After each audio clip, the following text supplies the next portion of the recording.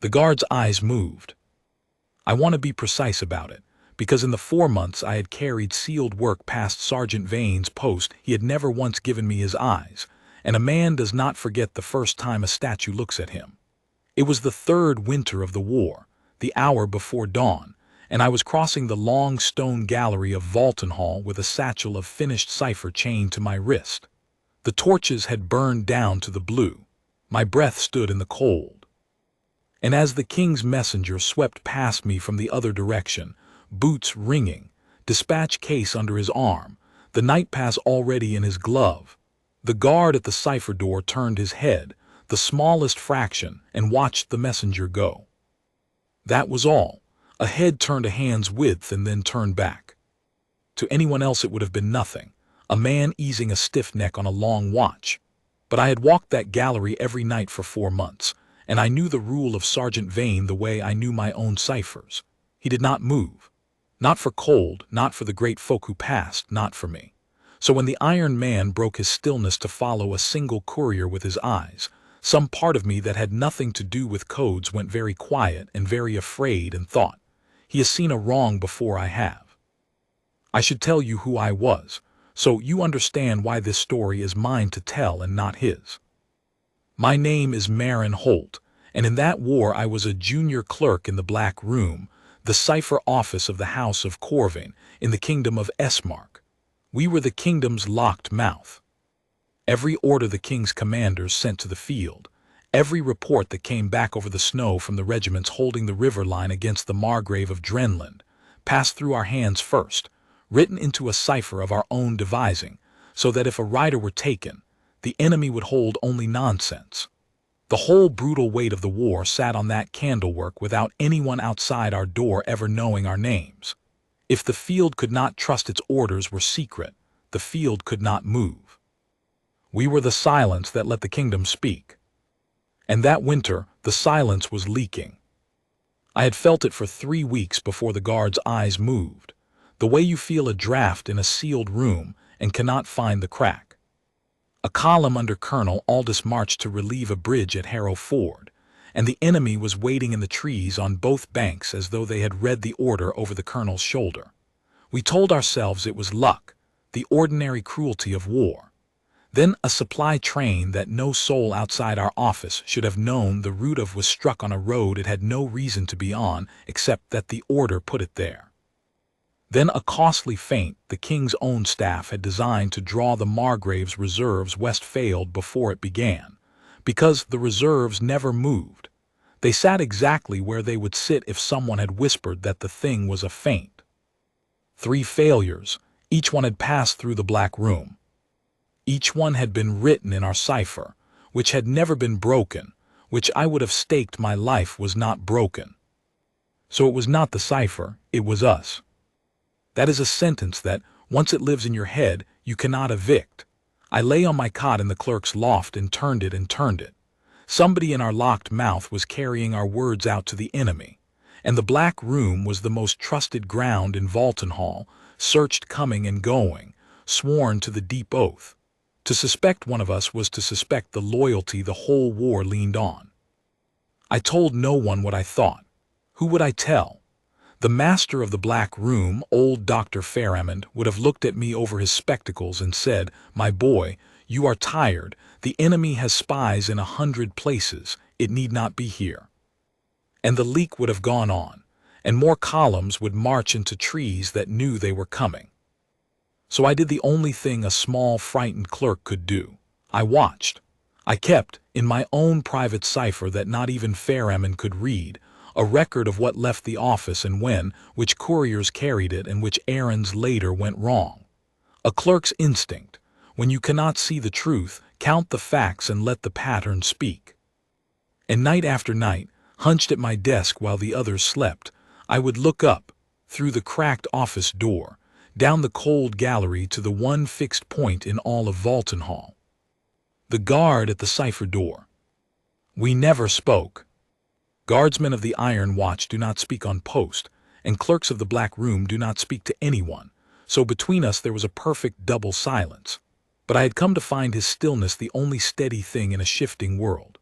Sergeant Edric Vane stood the night watch outside our office, a tall man gone gaunt with the war's short rations, in the dark wool and high black cap of the Iron Watch, a long firearm grounded at his side, and his white gloves folded over the muzzle. He did not lean. He did not shift his weight. When the great clock told the hours, he did not so much as blink. In 4 months I had built a small superstition that as long as Vane stood unmoved at the door, the office behind him was safe, the war was survivable, the kingdom held. And now the unmoved man had moved. He had turned his head and watched a courier go. I did not sleep that night at all. I lay listening to the others breathe, and I asked myself the only question that mattered. What had he seen? The courier he had watched was a king's messenger named Sefton Caro, and there was not a man in Vaulton Hall more above suspicion than he. I knew him a little, the way every clerk knew the messengers, the men who carried the sealed cipher out of the office and away on fast horses to the field. Caro had been a king's messenger for 9 years. He had ridden through the Margrave's lines twice in the early war with dispatches sewn into his saddle, once with a ball in his shoulder, and come out the far side with the seals unbroken. He had a scar at his jaw and a quiet, easy way about him that made the youngest clerk stand a little straighter when he came in stamping snow off his boots. The king himself was said to have called him by his first name. If you had asked any soul in the palace to name the man they would trust with the kingdom's last secret, half of them would have said Sefton Caro. Which was exactly the thought that made my blood go cold. Because the leak did not need a coward or a fool. A coward would have been caught months ago, sweating at the gate. A fool would have left a track. The leak that had killed 3 columns and never once been seen was the work of a man no one looked at twice. A man whose hands you would put the secret into without a second thought, because his hands had carried it faithfully 100 times before. The perfect carrier of a kingdom's words out to its enemy was the man the kingdom trusted most to carry them to its friends. I am ashamed to say my first feeling was not suspicion but defense. Not Caro. Anyone but Caro. I had wanted a pattern so badly, surely I was making one out of a tired soldier's turned head. But I had the notebook, and in the gray first light, before the others stirred, I took it down from inside my mattress and read what I had been too afraid to read straight. Of the errands that had later gone wrong, Harrow Ford, the supply train, the failed feint, everyone had left the black room in the hands of Sefton Caro. Not most, everyone. We had 11 king's messengers on the rolls that winter, and the office spread the work among them, so no single rider would be marked by the enemy as the one to take. By the arithmetic of 11 men, no courier should have carried more than a fraction of any month's traffic. And yet the 3 dispatches that had ended in ambush had all 3, gone out under Caro's glove. I sat on the edge of the cot with the notebook in my hands and understood 2 things at once, and the second was worse than the first.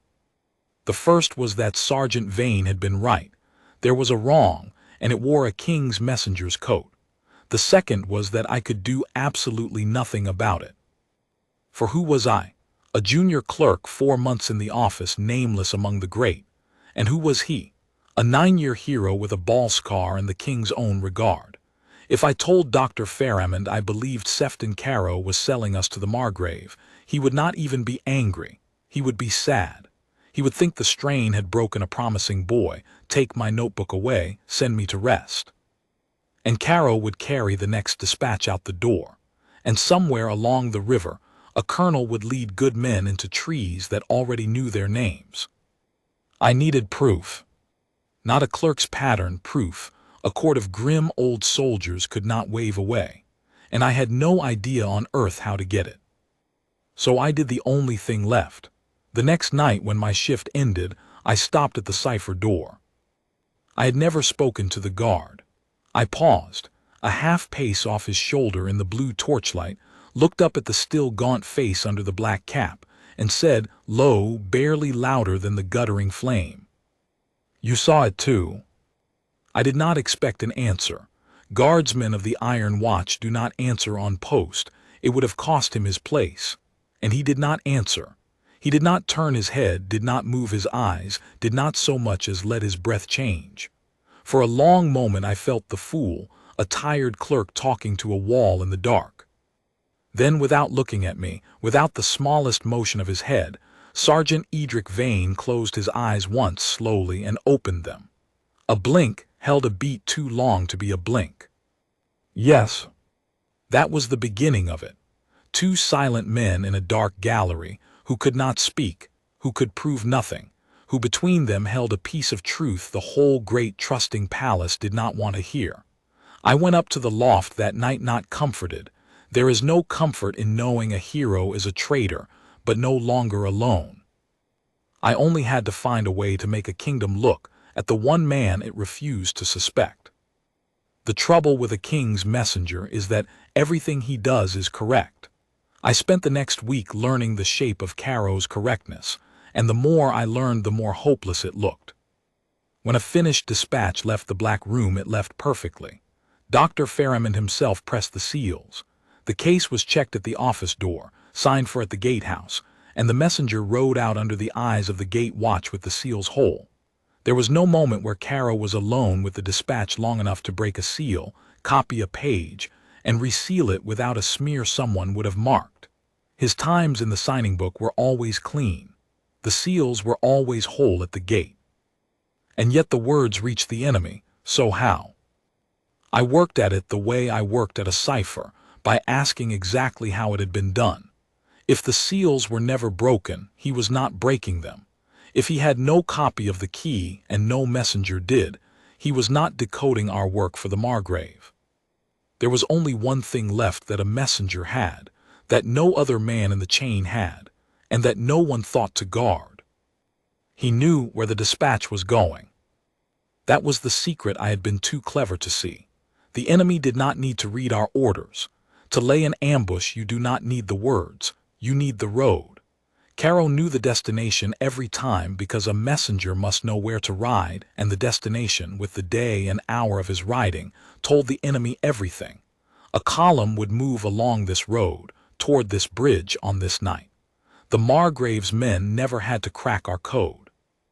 They were simply told, by the man who carried the sealed truth faithfully to our friends, the one plain fact that truth could not hide from the man who carried it, which way he rode and when. It was almost beautiful in the cold way treachery can be. He never touched the seal. He had nothing on him a search could find. The thing he sold was not in his bags, it was in his head, and it left him through his mouth, out on the dark road to a waiting friend before ever he reached our lines.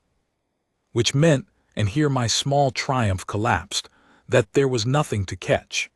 Just a man riding where he was lawfully sent, and a coincidence of ruined columns any kind judge would call the fortune of war. I could lay my notebook before the king's staff and they would say, "Spies watch the roads, boy." That all three rode under Caro proves only that Caro rides often, and they would be right by the rules of proof. A pattern is not a confession. I needed to catch the words leaving him, and the words left him out on a black road, miles from any friend of mine, in the dark. A clerk cannot post himself on 100 miles of war road. I had found the wound in the kingdom's silence, and could not so much as point to it without being thought mad. So once again, near the end of myself, I crossed the gallery to the still man at the door. This time I did not speak in riddles. The gallery was empty, the hour dead, the office behind me sleeping. I stood at his shoulder and told him, low and fast and shaking a little, the whole shape of it, the 3 ruined errands, the one glove they all went out under, and the cold clean engine of it. That Caro did not steal the words but the roads, and gave them away by mouth out on the dark, where nothing could catch him and nothing could be found on him to prove it. I told the guard everything, because there was no one else in all of Valtenhall I could tell, and because his held blink in the dark had made him, somehow, the only man I trusted. He listened. When I had finished I stood there spent, my breath smoking, certain he would give me the held blink again, the silent yes, and that it would change nothing, because two helpless men agreeing is not a remedy. But he did not blink. He did something he had never done. He turned his head fully, deliberately, breaking the post he had kept like iron for 4 months, and he looked at me.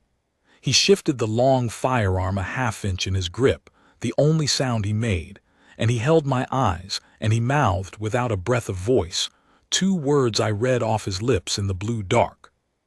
"The roads." Then he faced front, and was a statue again, and I carried his meaning up to the loft and lay awake turning it.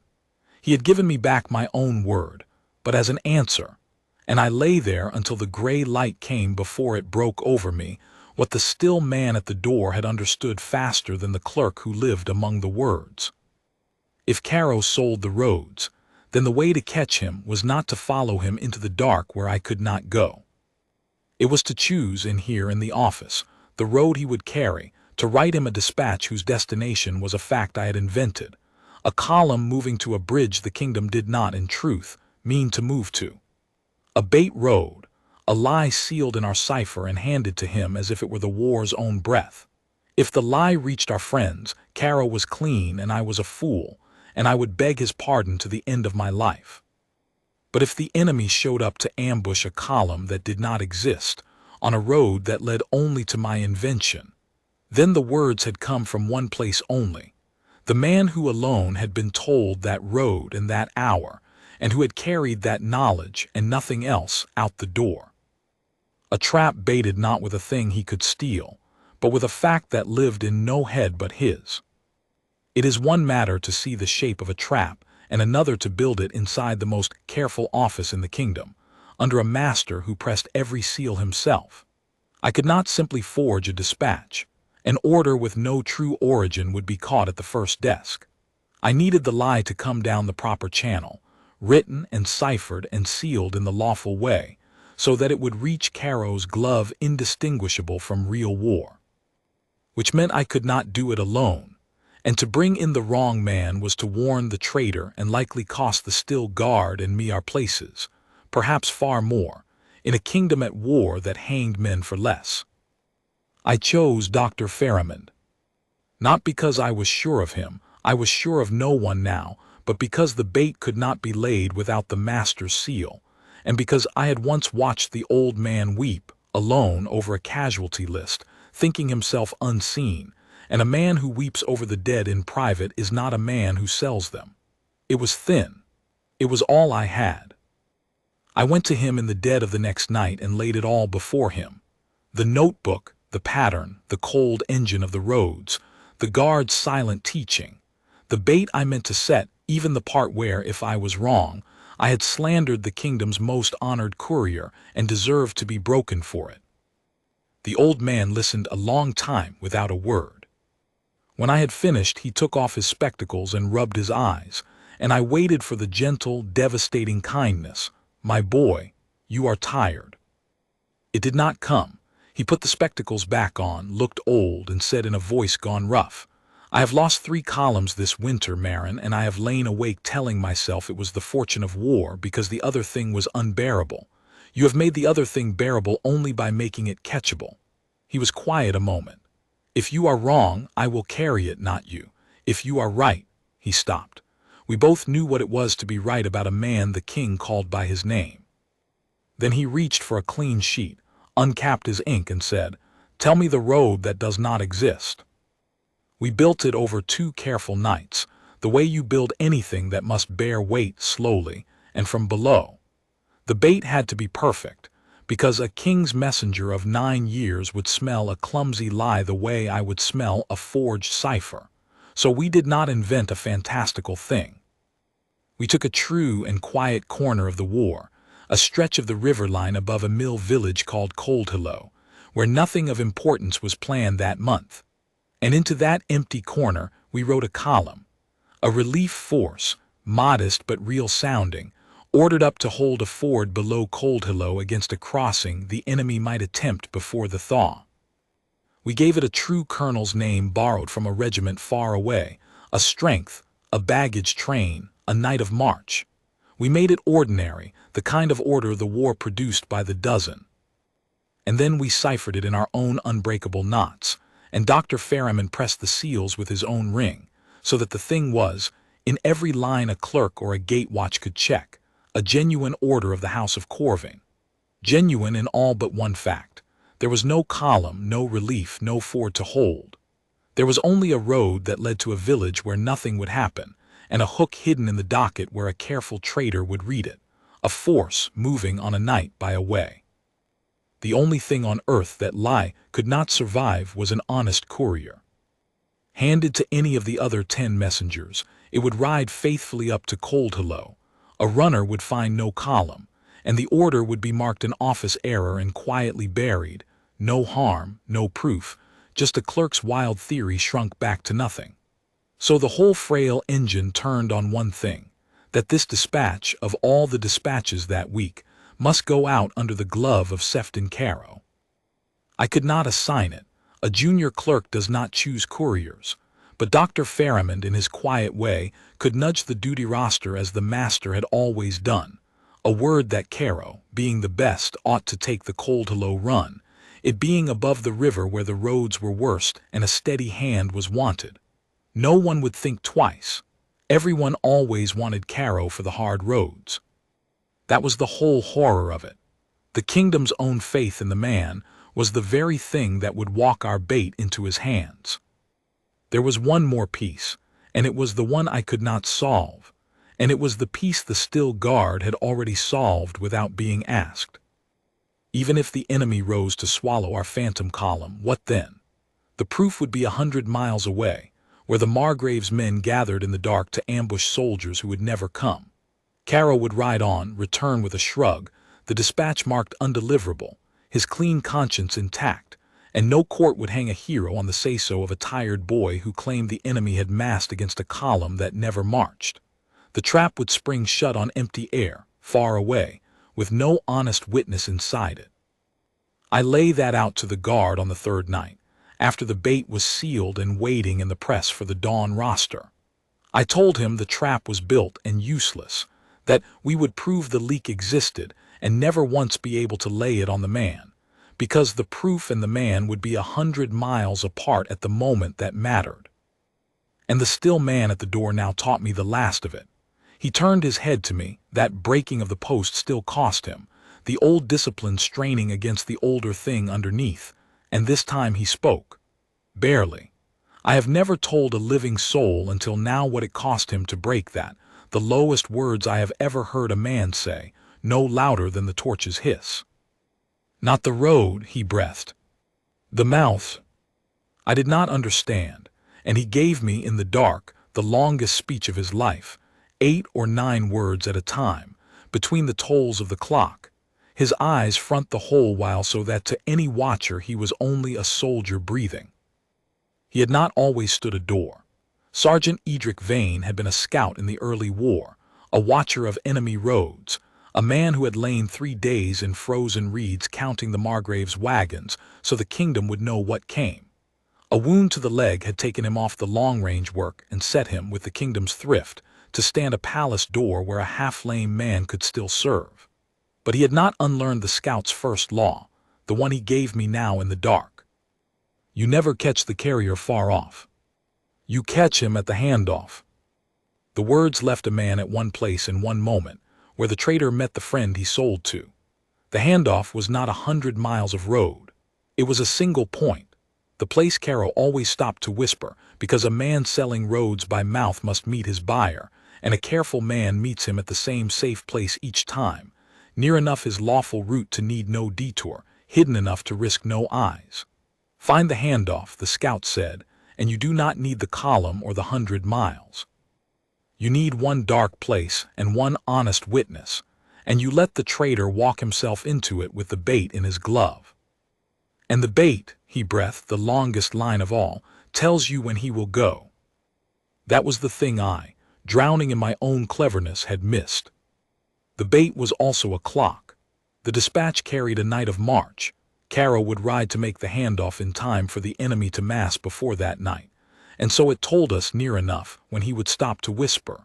We had set not just a false road but a known hour, and if a man knew the hour, A scout could choose the dark place and lie in the reeds and wait, and see with his own honest eyes the king's messenger put his mouth to the enemy's ear.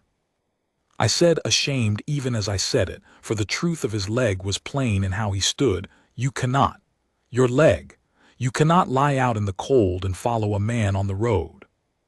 For a long moment he did not answer. The clock told. His breath smoked even and slow. Then he said the thing I have carried for 40 years, the whole of the man in 5 words. Then you will be me. And he taught me to be a scout. Not in a night, a clerk's hands do not become a scout's in a week. But he gave me the few things that would keep me alive and unseen. How to move so that the eye finds nothing, going low and slow and never against the sky. How to wait without moving, which is the whole craft, for the man who twitches is the man who is found. How to read a road for the place a careful man would stop, the bend with cover on both sides, near water for the horses, off the open. He could not give me his legs, but he gave me his eyes, in whispered lessons across 3 dead-hour watches, and a small brass spyglass from his scouting days, worn smooth, that he pressed into my hand on the last night without a word, which was the loudest thing he ever said to me.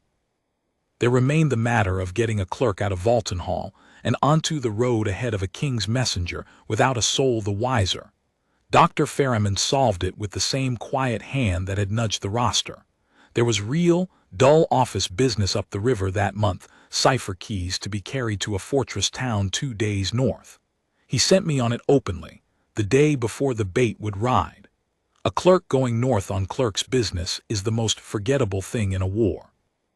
And the fortress town lay, as it happened, along the very road the Cold Hello dispatch must travel, past a wooded bend above a ford where the maps showed cover on both sides and a stream for horses, off the open, near enough Caro's lawful route to need no detour. I rode out a day ahead of him, did my true errand at the fortress with hands that shook only a little, then doubled back, alone in plain traveling clothes, to the wooded bend above the ford below Cold Hello, and I lay down in the frozen reeds the way the lame scout had taught me, and I waited. I will not dress up that night to make myself braver than I was. I was a cipher clerk lying in the cold a long way from any friend, with a brass spyglass and no weapon, and a heart going like a drum, waiting to see whether the kingdom's hero was its hangman. I had never been so afraid.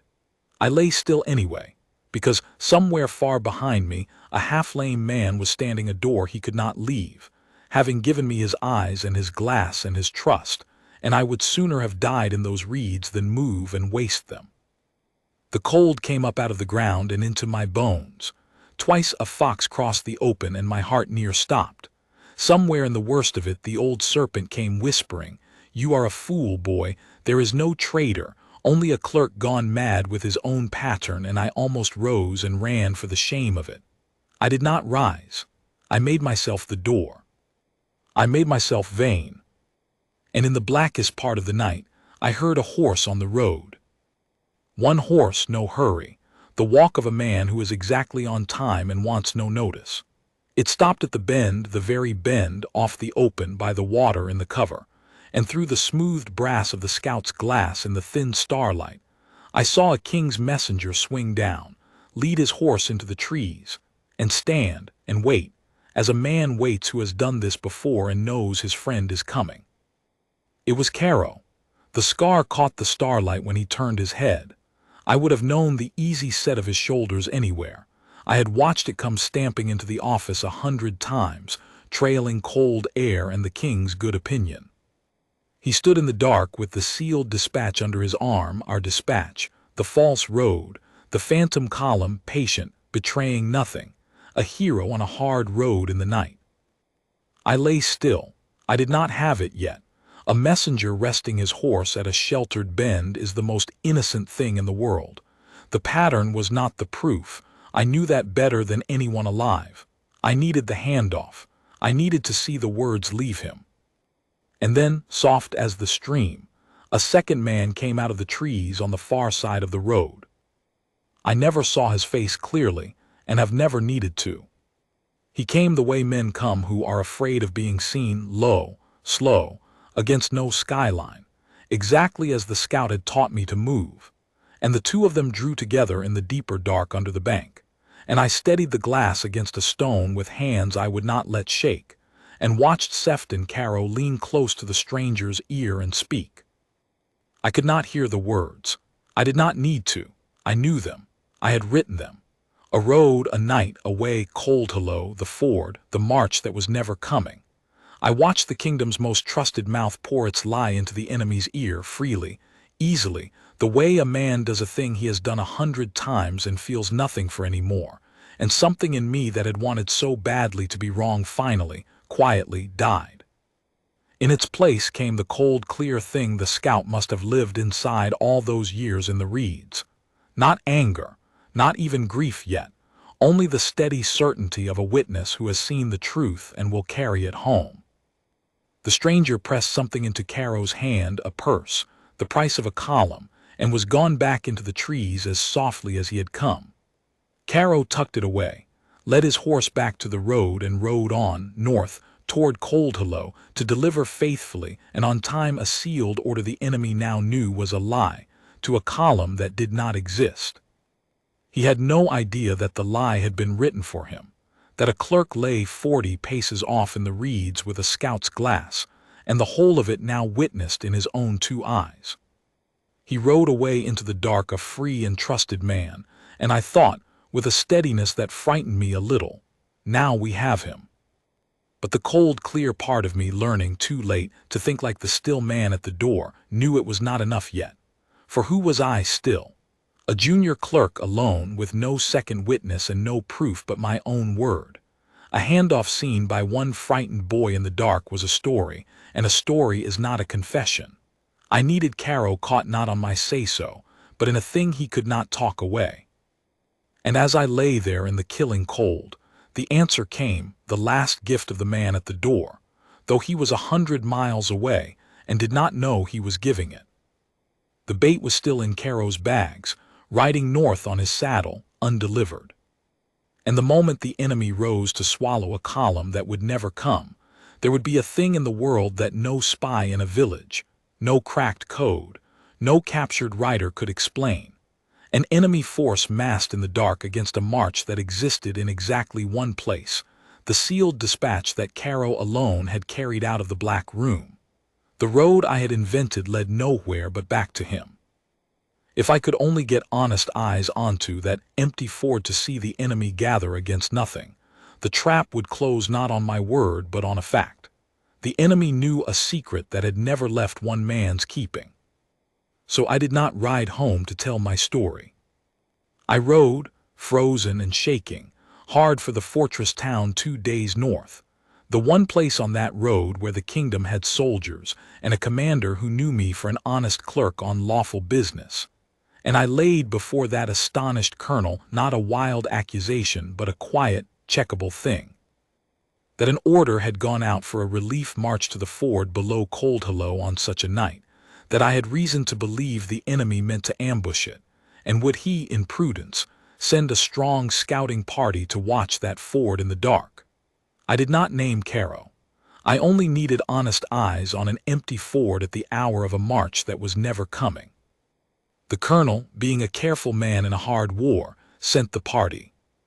And on the night our phantom column was meant to relieve a ford that needed no relief, a scouting party of the fortress garrison lay in the trees above Cold Hello, and watched the Margrave's men come down to the water in the dark, 200 of them and more, with the patience of soldiers who know exactly when and where their prey will appear, and wait, for a column that did not march, and could not march.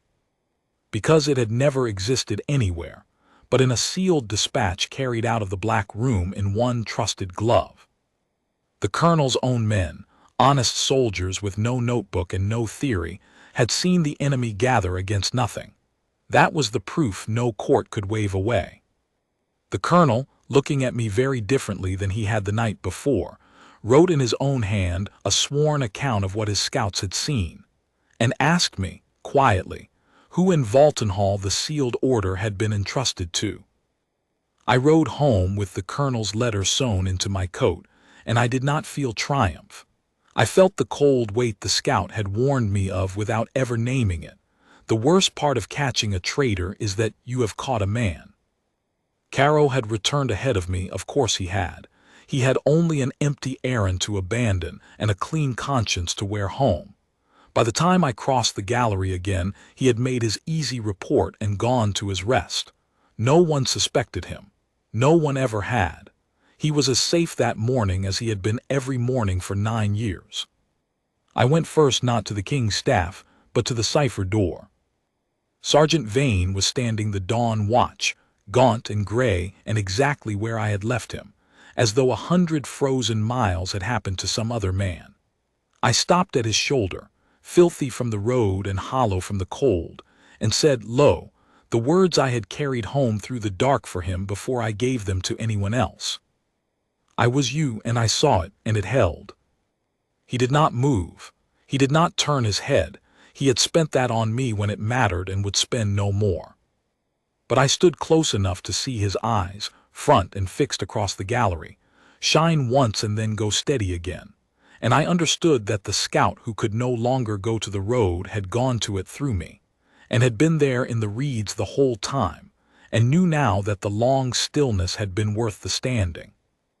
The rest belonged to the great folk, and it went the way such things go, slowly, and against the grain of every man who did not want it to be true. I will not pretend we were believed at once. When the master of the Black Room and a junior clerk laid the colonel's sworn letter before the king's staff and named Sefton Caro, the room went first silent and then ugly. Old soldiers who had ridden with Caro's father called it a slander, a clerk's fever, a Margrave's trick to ruin a good man and sow doubt among ourselves. There was a long, terrible hour where I thought the kingdom's love of its hero would simply refuse the truth into non-existence, as it had for 3 ruined columns already, and that I would be the one let out. It was the order that saved us. The sealed bait dispatch still existed, whole, undelivered, in the office press where Caro had returned it. And there was exactly one set of facts that could explain why 200 of the Margrave's men had massed in the dark against a column that had never marched, at a ford written in no place on earth, but inside that one sealed order. The enemy had known a secret. It had left the Black Room in the cipher we knew was unbroken, written out in one glove, and reached the enemy before ever it reached our own. No spy in a village could have known a column that did not exist. No cracked code, for the code was whole. No captured rider, for no rider had gone but one. The lie we had built had only one possible source, and that source was standing in the room, his easy shoulders very still now, the ball scar pale at his jaw. They sent for Caro. He came in unhurried, the hero answering an absurd summons, and he was magnificent at it, wounded, then warm, then weary. The 9 years and the scar and the king's regard all worn lightly. For a moment the warmth nearly worked. I saw the old soldiers want to believe him, the way I had wanted him innocent in my cot months before. He had an answer for the pattern couriers ride often, the war is cruel. He had an answer for the scouts, the enemy guesses at fords. He was very nearly walking out of it on charm and history, and I understood at last why the still man had insisted on a trap and not an accusation. Against a man like Caro, words are nothing, and only a thing he cannot talk away will hold. It was the road he could not talk away. When the staff put it to him plainly, that the enemy had massed against a column written in one sealed order and no other place, an order he alone had carried, the easy answers ran out. There is no warm story that explains how the enemy learned a secret that lived in a single sealed dispatch in a single man's keeping. He reached for one anyway, found nothing, and in the half-second of a clever man's face going still as it searches and comes up empty, every old soldier in the room saw the truth the kingdom had refused for a whole bitter winter. He had been undone by a road that led nowhere but back to him. They took him quietly, the way the Black Room did everything. There was a closed trial, a sworn colonel, a clerk's notebook, and a sealed dispatch that could come from no other hand, and Sefton Caro was found to have sold the kingdom's roads to the Margrave for 9 months, 3 columns and the men in them, the price tucked away in purses pressed to him at a bend above a ford in the dark. He did not at the last deny it. Men like that often do not, once the road is shut. I think of the men of those 3 columns more than I think of Caro. I did not catch him in time to save them. I have made my peace with that the only way a man can, by believing that the columns who marched after, and were not betrayed, marched because 2 silent men in a dark gallery would not let a wrong stand that they had no power to prove. For that is the whole of it, and the part the kingdom never knew. The king's staff caught a traitor. That is the story they would tell if they told any. But a clerk found the pattern and could not prove it, and a master sealed a lie and could not spring it, and the thing that turned a helpless suspicion into a closed trap was a half-lame sentry who had not moved from his door in 4 months, who broke his iron stillness exactly twice, both times for me, both times in the dark, to give a frightened boy the one craft that mattered, how to catch a man at the handoff, where the truth changes hands. He never rode to Cold Hello. He never lay in the reeds. He stood his door the whole while, a fixed point in a shifting war, and through me he was the scout again, and the kingdom's silence held. He did not stay much longer in the iron watch. The leg worsened, as old wounds do, and they pensionied him to a cottage near the river the next spring, and he died there a few years after the war, an old soldier no great folk ever heard of, who had once saved a kingdom's roads from a door he could not leave. I went to him when I could. We never spoke much. We had learned to need no words. But near the end, he said one thing to me, plainly and once, and I have built the rest of my long life on it. The work is the standing, he said. Any man can move when it is easy. The whole of it is holding the post when you cannot, and trusting that the holding is the thing. I am an old man now myself, the war-long one, the black room dust, and no one living remembers Sefton Caro's name or wants to. But I remember a head that turned a hand's width in a cold gallery and watched a courier go, and I know what every clerk who ever carried a sealed secret past a still soldier ought to know and never does, that the safety they walked through so carelessly was a man. That the kingdom's locked mouth was kept locked not by the cipher, which can be carried out in a memory, but by the eyes at the door, which see the wrong before the clever men do, and stand for it when they have no power to prove it and every reason to look away. The letters that helped the enemy were stopped by a man who never wrote a word. He only stood and watched, and when it mattered, he did not look away.